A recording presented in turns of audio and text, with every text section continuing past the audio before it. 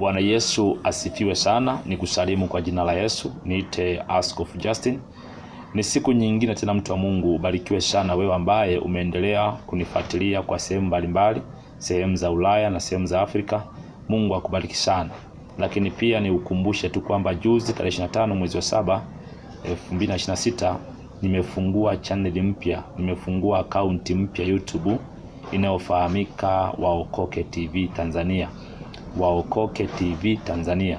Kwa hiyo unayonifuatilia kwa njia ya YouTube, tumia jina la Waokoke TV Tanzania, utanipata. Bwana Yesu asifiwe sana. Leo nitaongelea habari ya imani, kwamba imani ina nguvu sana kwa mtu anapokuwa anaishi kwa imani. Lakini pia ukisoma katika neno la Mungu, kitabu kile cha Waebrania sura ya 10 na ule mstari wa 38, anasema, lakini mwenye haki wangu ataishi kwa imani, naye akisuasua roho yangu haina furaha naye.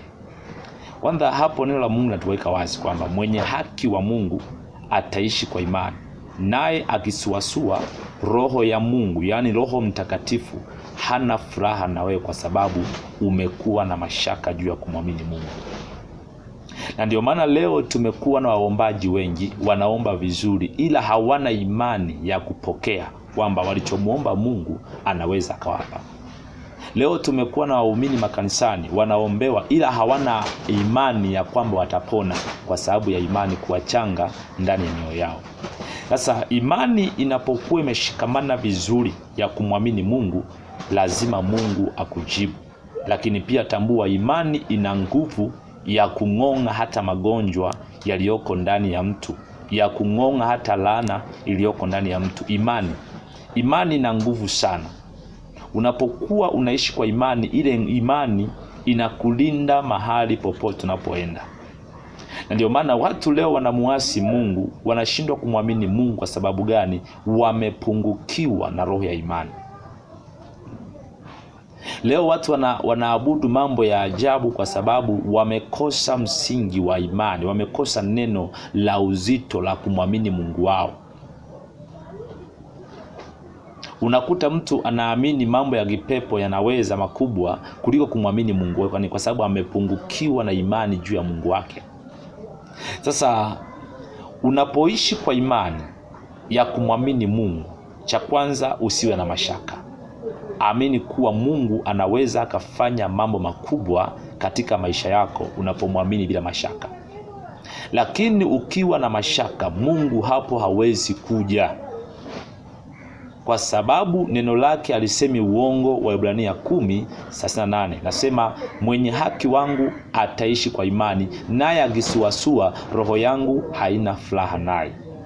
Sasa muda mwingine kweli unamuomba Mungu akufanyie kitu, bado afanyi, kwa sababu anapoipima imani yako inamwamini ikiwa na mashaka. Yaani una mashaka kwamba kweli atanijibu, kweli Mungu anafanya. Kwa sababu gani? Tayari hapo umetanguliza neno shaka. Mungu hawezi kujibu. Ndio maana leo tumekuwa na waombaji wengi makanisani wanaomba vizuri, ila hawana moyo, hawana imani ya kupokea kuwa walichomuomba Mungu anaweza akawapa, kwamba tumemuomba Mungu kitu atatupa, ila hawana hiyo imani.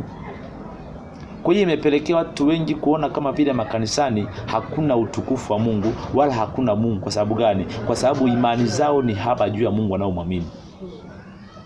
Kwa hiyo mtu wa Mungu, imani, ukisoma katika Waebrania sura ya 1 anazungumzia habari ya imani. Anasema basi imani ni kuwa na hakika ya mambo yatarajiwayo, ni bayana ya mambo yasiyoonekana. Kumbe imani ni kuwa na hakika ya mambo yasiyoonekana, kwamba Mungu simuoni kwa macho, ila naamini kuwa Mungu yupo na anaishi. Nikimuomba kitu anaweza kanipa. Nikuulize swali moja tu. Hakuna mtu anayeweza kuiona roho yako. Wewe mwenyewe hapo ulipo hauwezi ukaiona roho ya jirani yako, ili isipokuwa roho wa ndani na roho wa Mungu hushuhudiana na roho ya mwanadamu. Kwa ndivyo Mungu alivyo. Mungu ni roho, haonekani kwa macho, ila ukimuomba na kumwamini huwa anadhihirika. Leo watu wengi wanashindwa kupokea baraka za Mungu kwa sababu hawamwamini, wanamwamini katika mashaka. Leo nakuombea kwa jina la Yesu, imani yako ikasimame juu ya Mungu wako. Yamkini yako majaribu yameinuka juu ya maisha yako, yanakupelekea kwenda kuanguka na kumwacha Mungu kwa sababu umepungukiwa na imani.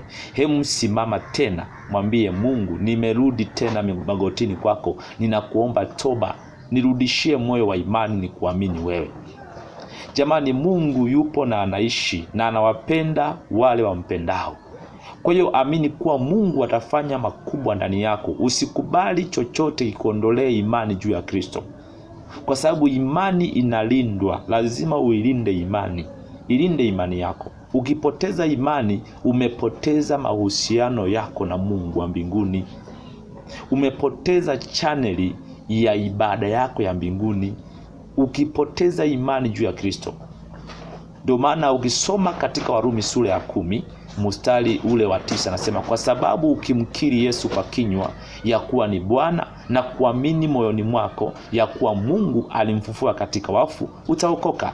Lakini ukisoma Warumi sura ya 10 mstari wa 10, kwa sababu kwa moyo mtu amini hata kupata haki na kwa kinywa ukiri hata kupata wokovu.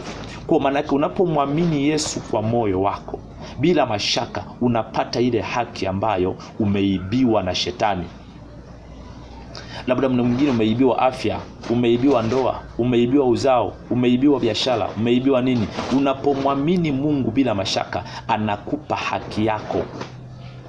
Kwa hiyo mwamini Mungu, usiwe na mashaka na Kristo. Liamini jina la Yesu. Unapomwomba Mungu, amini kuwa atakupa. Usiwe na mashaka. Ukiwa na mashaka tu, tayari neno la Mungu linasema, mwenye haki wangu ataishi kwa imani, naye akisuasua roho yangu haina furaha naye. Ukisuasua tu, Mungu hapo hayupo, anakuacha. Kwani kwa sababu umemuomba ukiwa huna imani ya kwamba atakufanyia hilo jambo. Kwa Mungu hapendi watu wanaosuasua kwenye imani.